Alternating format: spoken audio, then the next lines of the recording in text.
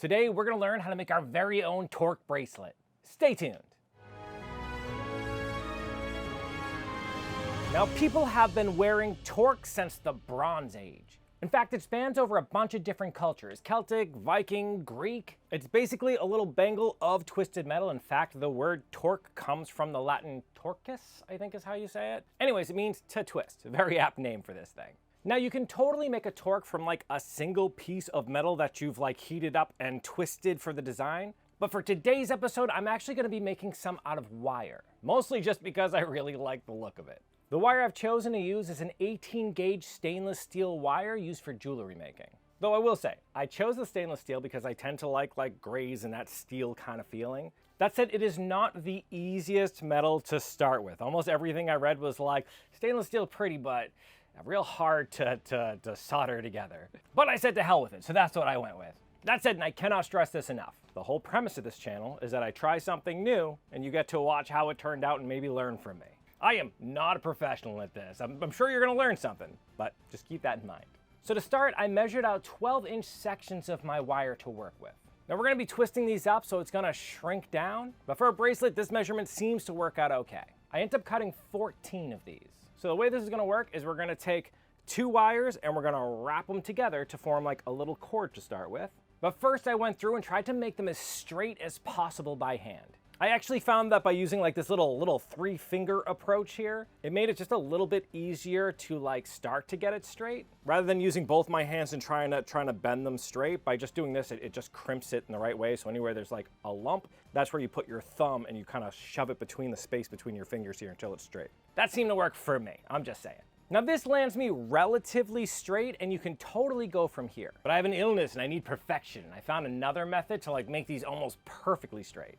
You absolutely don't need to go this crazy, but it's pretty cool. Basically what we want to do is pass the wire over the flame of a torch until it just starts to glow red. Then I move the fire along that flame to spread it out evenly across the entirety of the wire. You don't want it too hot, so just kind of like a dull glow.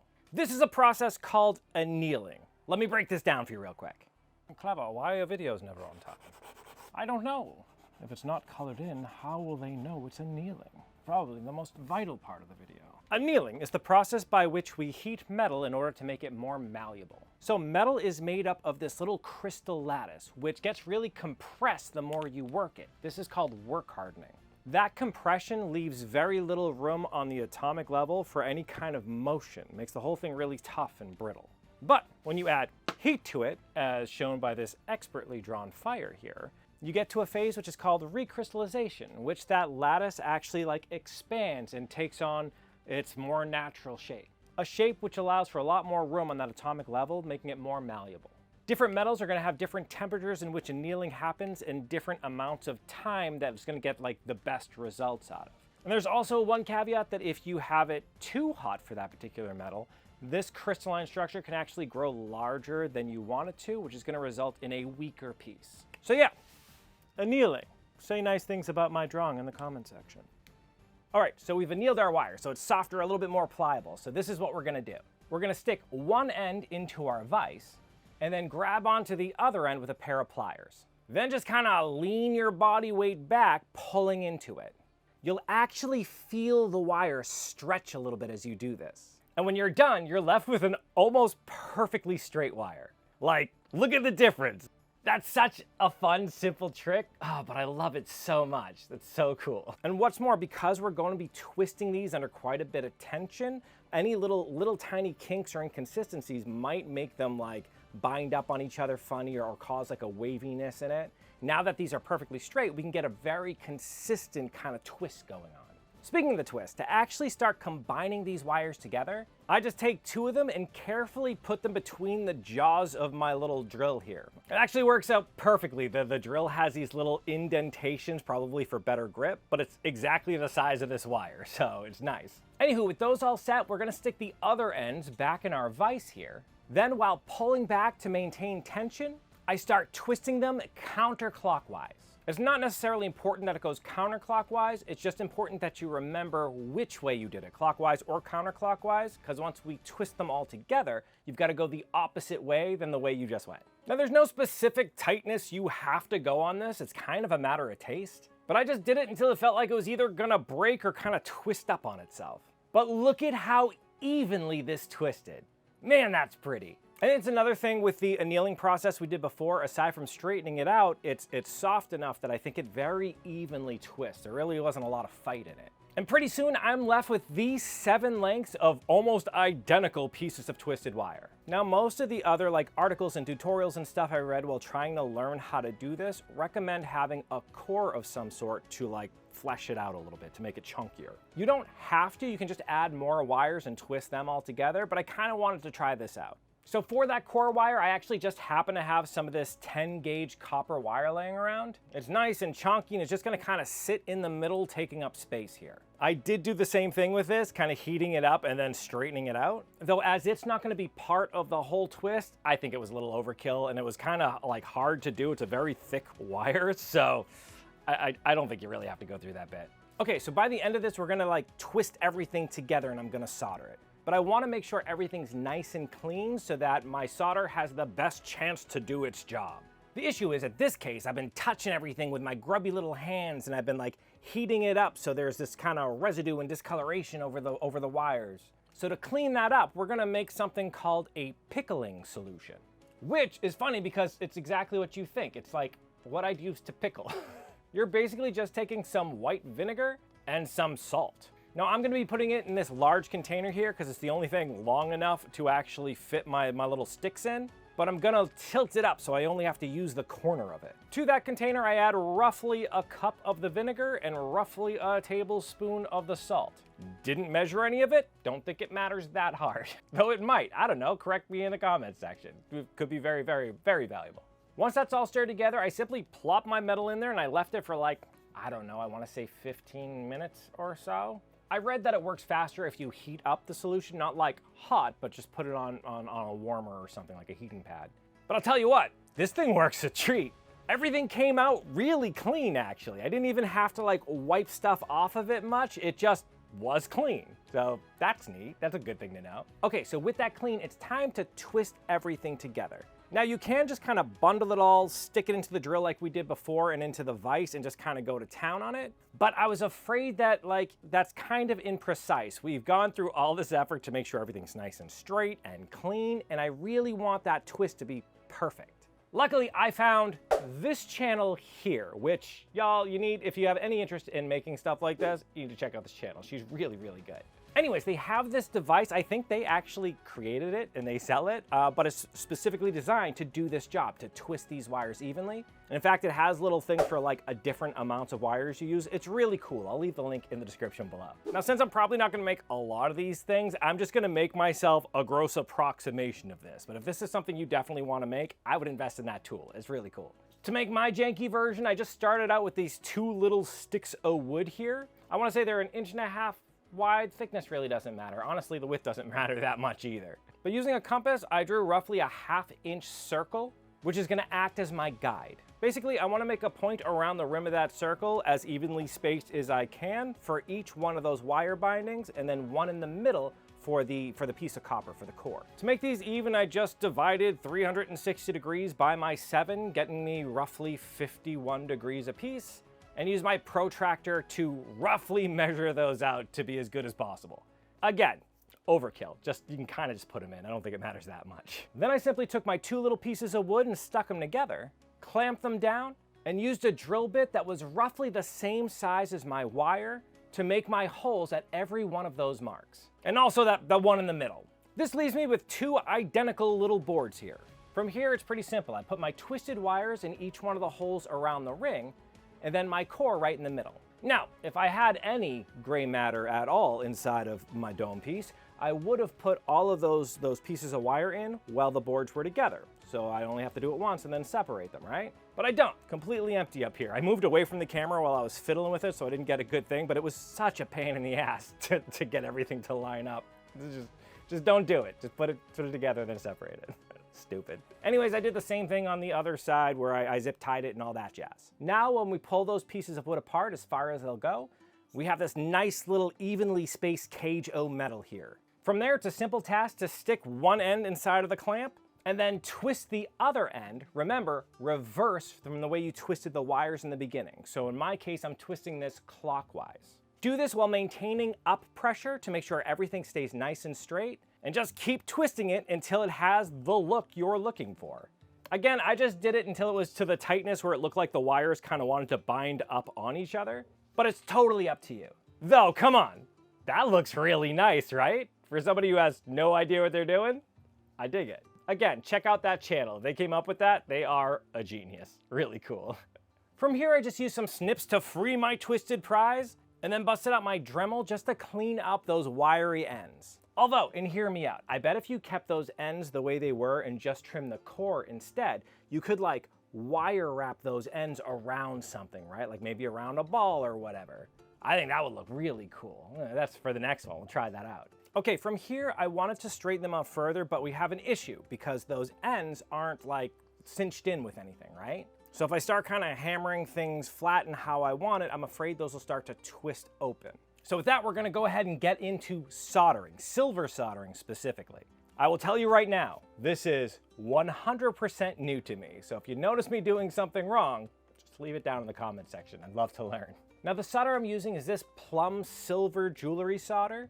Specifically a medium hardness. I think it goes like light, medium, and hard, and like light needs the least amount of heat, hard needs the most amount of heat in order to make it work, or to melt it, That's soldering working, melting, that's right. And for a flux, I'm using this black Silv flux. This is the one that specifically was recommended in all the different forums I was reading if you're trying to silver solder stainless steel. There's a bunch of other ones on the market that I'm sure will work for other metals, but this one specifically, people were like, you need this one. So that's what I went with. Regardless though, you do need flux. It helps clean the surface, it prevents oxidation, and then it also really helps the solder flow. Other than that, the solder just kind of sits on the surface of the thing. It doesn't really work well. Not only that, but this is really important. The area that you're going to be soldering, it needs to be tight. You can't have any loose spaces. This solder doesn't do a good job like bridging gaps, right? It more kind of coats it. So you need whatever pieces of metal you want to solder together, you need them actually touching each other strongly. I learned it the hard way later on. We'll talk about it, it's a thing. So I just go ahead and brush on my flux onto those ends that I want to solder. Now to actually solder this, you need to get it hotter than your regular like propane torch is going to be able to get it. For a lot of the other metals like copper or bronze, I saw that you can use maybe just regular MAP gas, which is this one here. A lot of people said that that can get hot enough. And bear in mind, you need a different torch head if you're using the regular one that kind of go on here. The ones that work for propane won't always work for MAP gas, so make sure you get the right one. But since it is steel, people have recommended that you need it even a little bit hotter. So what I got is this setup that has both an oxygen tank and a MAP gas tank. So what we got is the MAP gas actually giving us kind of the fuel for the flame, and then we got oxygen supercharging that flame, making it damn hot. If you end up getting this setup, by the way, there is a little trick in order to actually making it work. It took a lot of trial and error for me to figure out. Basically, you turn on the MAP gas first, sparking it up to start a flame, and then lower that flame back down until it's just kind of touching the tip of your torch here. Then you slowly introduce the oxygen until this happens. I cannot tell you what a pain in the ass that was figuring it out. Also, these do not go at an equal rate. While I was testing things and trying to learn how to do this before I tried it on my actual piece, I went through 2 tanks of this, and I still have yet, I swear, to go through like half a tank of this. The oxygen, it goes so fast, and it's so expensive. It's like 15 bucks for every one of these. Just know what you're getting into. That's all I'm saying. Had to be steel. I had to do steel. I don't know, it's a thing. Once I did have it lit though, I first started heating up that flux with the torch at a bit of a distance here, just until it starts to kind of like caramelize on the end, for lack of a better thing. It's like, you know, creme brulee. You just want it to harden kind of around it. Then I cut off a little piece of my solder and just kind of draped it over the area I wanted to solder together before bringing that torch tip nice and close and heating everything up until the solder just kind of melted into everything. Now recording this, actually really hard. The brightness of the torch just kind of blinds you to what's going on. I will paint a word picture for you. It gets hot, everything starts to glow, and then suddenly the solder just melts. Like it just And with the flux doing its job, you actually see it like it gets into the metal. Like it's really cool actually. And once it's cooled, you can kind of see it when I show it here. that all the little tiny like spaces in there are full of this solder. I then followed suit and did exactly the same thing on the other side as well. At this point, I'm feeling good. People are like, the stainless steel is the hardest one to do, and like, that was very, very easy. This is foreshadowing. This is hubris, you see. We'll talk. But at this point, those ends are solid, so we can go ahead and start straightening this thing out and kind of getting any of those little overlaps and stuff to be nice and even. To do this, I just kind of put it on my little metal block here and hit it with a rawhide hammer. You'll want something like a rawhide hammer because it's not going to mar the surface of your metal, but still has enough force to kind of straighten everything out. Now this worked great. It made everything nice and even.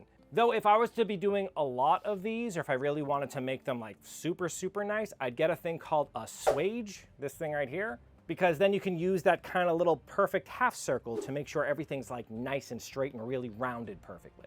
This worked okay, but that would just be the next step up if you wanted to take it. All right, from here, we're almost done. We just need to put end caps onto there so it looks more finished. Before doing that though, I just hit those ends with the sanding belt here to help narrow it out a little bit and just make it so it accepts a cap of some sort a little easier. This is also cool too, because you can see how well that solder got in there. Like it's one uniform silver at that tip. I don't know, I just thought that was neat. You can tell like it actually worked. I'm kind of proud of that. All right, so for those ends, they actually sell like little terminuses, termini end caps that can go on it.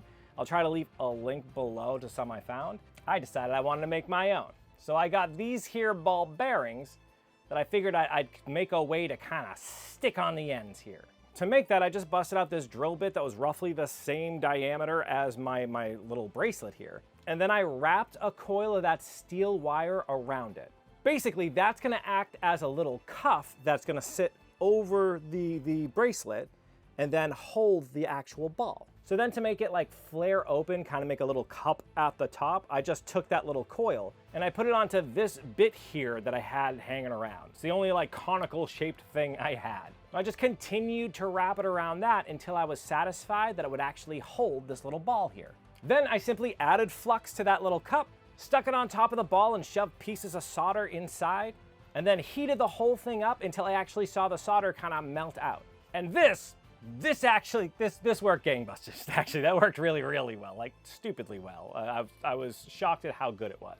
And the second one too. Second one worked perfect. Again, super shocked at how well it went. Happy with that, I figured I had the promised land. Like if it was that easy, I'll just, solder these on, be another, 20 minutes or something, and I'm polishing this bad boy up. So I fluxed the end of my little bracelet here, I stuck that end cap on, and then I added a little bit more flux on the outside, thinking that if I added the solder outside of it, it's gonna flow through those little cracks and not only hold itself together, but also attach to the bracelet. Then since it had such a large area to cover, I just kind of wrapped a piece of solder around it so that I was sure it had all this coverage. That, in retrospect, stupid. I mean, with the amount that the solder will actually kind of flow around things, one, way too much solder. I didn't need that much solder. And two, it wasn't like strategically placed enough, I feel. It didn't work well. Don't do it this way. As you can see, after I heat it up and everything melts, it's like super ugly, like lumpy and gross. And here's where it went a bit off the rails for me. I didn't get most of this on camera because what I did was I decided to try to clean it up a little bit, right? So I started reheating some stuff, hopefully just getting the solder to the point where it would melt and then I can kind of like brush it off with a little something or whatever. Bad idea, super bad idea, because as I was reheating it, like the ball fell off. It was, oh man, it was just a thing. Like I said, I didn't get all the swearing and being upset at myself on camera, but like, hot damn, I was so pissed.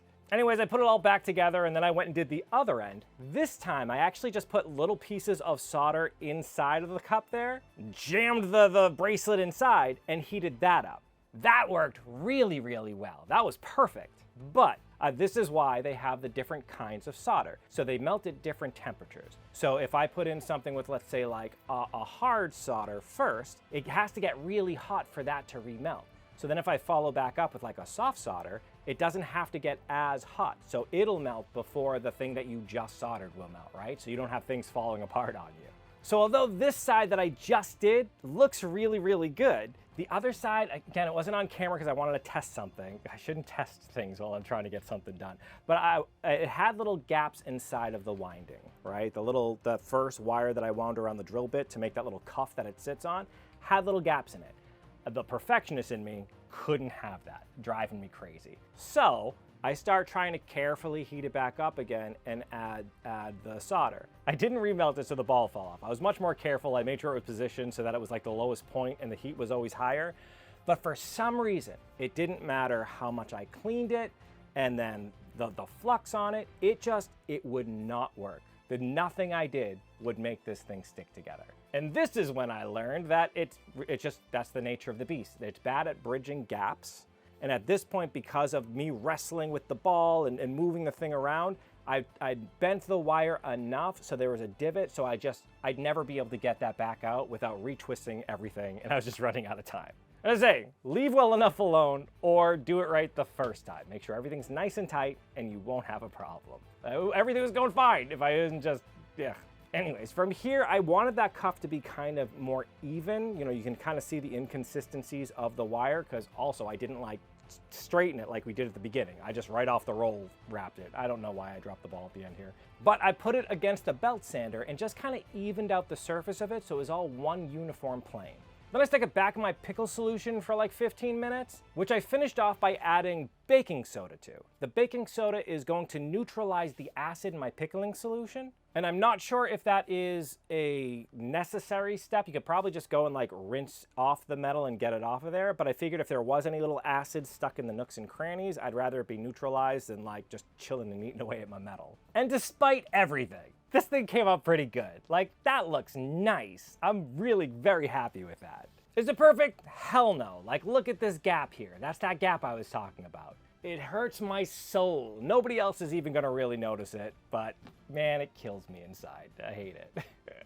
Though at this point, it isn't really my style. I like that silver look, but I also like it to be a little bit darker. I tend towards the darker tones, if you don't notice. So to change this up, I'm actually gonna be using some of this gun bluing compound here. This stuff is really cool. You just kind of brush it onto steel and it turns it this nifty black color. You can see the difference. It works immediately. Like, look at the two different kind of sheens of metal there. I love that. And once I'm done brushing that on, I go back in with steel wool to just brighten up the parts that I want to. This, just like antiquing with leather, makes all of the deeper parts stay dark, while all of the kind of higher parts have that nice bright highlight. And look at that. Now that is looking slick. One last thing to do, and that's bending it to be an actual like bracelet shape. I didn't want to just kind of bend it all by hand because I was afraid I'd do it like uneven. It would be like kinked in places. So I just busted out this big ass dowel here and started the bend there and then finished it off at the ends with my hands. Now I just slide my wrist into it, tighten it up, and oh my God, look at that. We made that. That is so cool. Though, it was still killing me, that little space. I was afraid stuff would get stuck in there and I felt it like pull at my hair, like a hair found its way inside of there. So I actually just busted out some of this super glue and shoved it inside all the little cracks before hitting it with an accelerator. That just filled up that space and almost made it like have a black plasticky kind of sheen inside of that gap. At least I know it's closed, nothing's gonna get stuck in there. But again, check that out. I love like the black ball bearings at the end. The highlight of the silver in the top with like the dark of the little crevices in there. Look at that. That is so cool. I really, really like how this came out. Again, because I made it, I'm gonna see all the little imperfections. And if I was to do it again, I'd either cast or buy like actual ends to these things, or like get some beads or something that I can just glue into place too. That looks good as well. But I'm super happy with how this came out, and I learned just so much about the silver soldering process. Which is why we're here, right? We're here to learn. Though if you are like experienced in this space, do leave me some tips down below. I'd really love to know like things I did wrong or things I could improve upon. Also, how you afford all that oxygen, man. It's like, damn, the oxygen tank's so expensive. Anyways, I hope you liked this episode. If you did, why don't you give me some of that like it love, and don't forget to subscribe so you know when I release new content. Also, if you're not part of it already, join our Discord community. Our members there are making cool crap like this all the time. Like, look at all of these. Not only are they incredibly talented, but they're incredibly helpful, constantly helping each other out with projects, general life stuff, and just being amazing people. And we'd love for you to add your voice to it too, so definitely come check it out. The link in the description below. Also, just a heads up, tickets to join us at this year's Conquest in Germany are going fast. If you're not in the know, Conquest is the largest LARP in the world. We've gone for 2 years so far. This will be our third, and this time we have our own camp, the Kingdom of Dendronia. If you want to learn more about it, you can check out this video here, and if you want to join the adventure, because it really is quite the adventure, like a battle of 10,000 people. We're so cool. Link in the description below. All right, I'm out of here. Definitely give this one a try. It's such a cool project. In the meantime, though, keep leveling up, you. You've made it to the end screen. YouTube loves it when you do that, and it's a fantastic way to support this channel. Another fantastic way to support this channel is by joining these people's noble ranks. These are our Patreon members, and we can't do any of this without them. Especially our Grandmaster tier Patreon, Just a Guy from the Southwest, WildFox99, Froggy, and Dragon Designs. It's thanks to them and all of our other Patreons' generosity that we're able to afford any of the stuff we do, including the stupid amount of tanks of oxygen. I'm gonna keep on that, man. That's too expensive for air. I know it's enriched oxygen, but still. Anyways, if you like what we do here enough and want to help me afford oxygen, link in the description below. Otherwise, you can click on one of these videos here, and that honestly helps out a lot too. Man, projects like this make me know what little tiny chicken wrists I got. Little tiny baby wrists. Sad.